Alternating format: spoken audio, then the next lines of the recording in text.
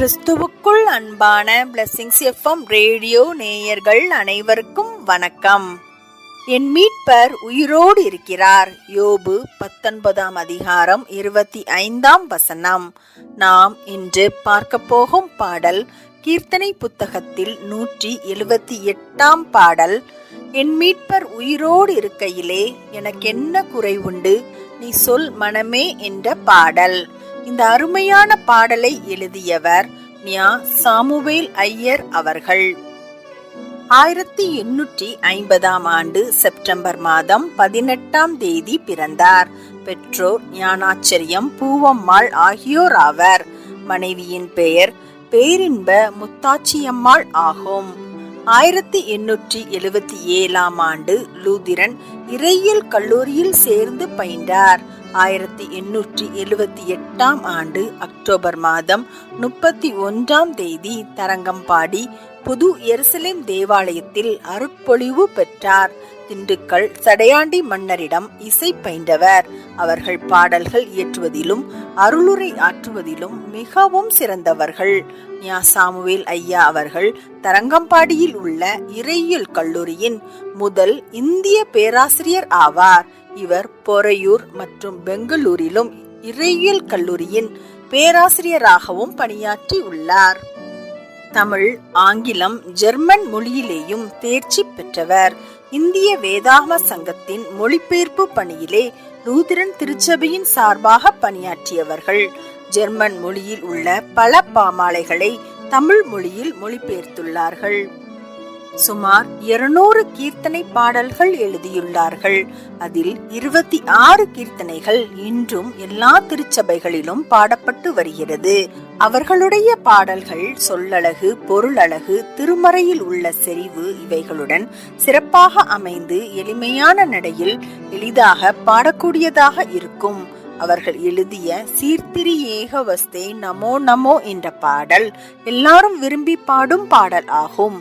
திருத்துவ இறைவனின் சிறப்பை இப்பாடல் சிறப்பாக எடுத்து கூறுகிறது. 1 சரணத்தில் பிதாவை பற்றியும், 2 சரணத்தில் குமாரனை பற்றியும், 3 சரணத்தில் பரிசுத்த ஆவியை பற்றியும் அழகாக பாடப்பட்டுள்ளது.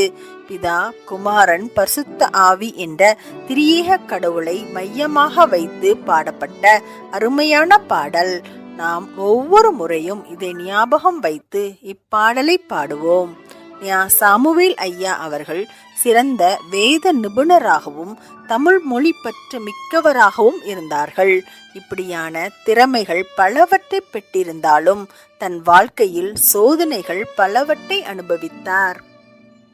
ஞா. சாமுவேல் ஐயா அவர்கள் மனைவி பேரின்ப முத்தாச்சியம்மாள் அவர்களுக்கு 3வது குழந்தை பிறந்த போது மிகவும் வியாதிப்பட்டு மரண தருவாயில் இருந்தார்கள்.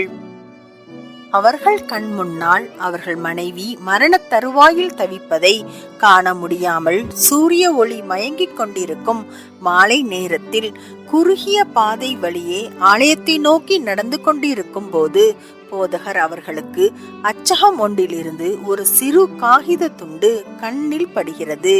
கையில் எடுத்து பார்த்தபோது வேத வசனம் ஒன்று எழுதப்பட்டிருந்தது. அந்த மங்கின வெளிச்சத்தில் அந்த வசனம் பிரகாசமாக தெரிந்தது. என் மீட்பர் உயிரோடு இருக்கிறார். யோபு 19 அதிகாரம் 25 வசனத்தில் எழுதப்பட்டிருந்த வசனம். வேதாகமத்தில் யோபுவின் வாழ்க்கை மனக்கண்முன் ஓடியது. யோபு கடந்து வந்த பாடுகளை தான் அனுபவிக்கும் வேதனையோடு ஒப்பிட்டு பார்த்தார். அத்தனை பாடுகள் மத்தியிலும் யோபு மனம் தளராது சொன்ன விசுவாச வார்த்தை, என் மீட்பர் உயிரோடு இருக்கையிலே எனக்கென்ன குறை உண்டு என்று நம் எல்லாருக்கும் சாட்சியாக வாழ்ந்தார். தன்னுடைய மனைவி மரண தருவாயில் தவிக்கும் போது துன்பங்களை கண்டு பரிதவிக்கவோ பாரங்களை பகிர்ந்து கொள்ளவோ எவரும் இல்லையே, என் ஆண்டவர் என்னிடம் பாராமுகமாய் இருக்கின்றாரோ என்று அவர் புலம்பிக் கொண்டிருக்கும் வேளையில் இந்த வசனம் அவருக்கு ஆண்டவர் உற்ற துணைவரும் கைவிடாத மீட்பரும் ஆவார் என்ற உண்மையை உணர்த்தியது. போதகர் அவர்கள் வேதத்தை நன்கு ஊன்றி கற்றவர்கள். இறையியல் கல்லூரிகளிலும் பேராசிரியராக மாணவர்களுக்கு முறைப்படி கற்பித்தவர். இதற்கு முன்னர் பல முறை இந்த வசனத்தை அவர்கள் படித்திருந்தாலும் இம்முறை அந்த வசனம் அவரிடம் தனிப்பட்ட முறையில் பேசுவதாக அமைந்தது. நமக்கும் பல முறை இப்படி நேரிடுவது உண்டு. இந்த வசனம் உள்ளத்தின் ஆழத்தை தொட்டு அங்கிருந்த இதய துடிப்பை அமர்த்தியதோடு புதிய பாடல் ஒன்று பீரிட்டு வெளிப்படுவதற்கு உதவியது. என் மீட்பர் உயிரோடு இருக்கையிலே எனக்கு என்ன குறைவுண்டு, நீ சொல் மனமே. நம்மை மீட்பதற்காகவே தன்னுடைய உயிரை கொடுத்தவர், நம்மோடு இருப்பதற்காகவே உயிரோடு எழுந்தவர்.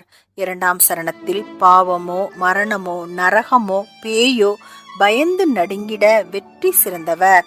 அதனால் சஞ்சலம் வேண்டாம், நெஞ்சே நீ மகிழ்ந்திரு.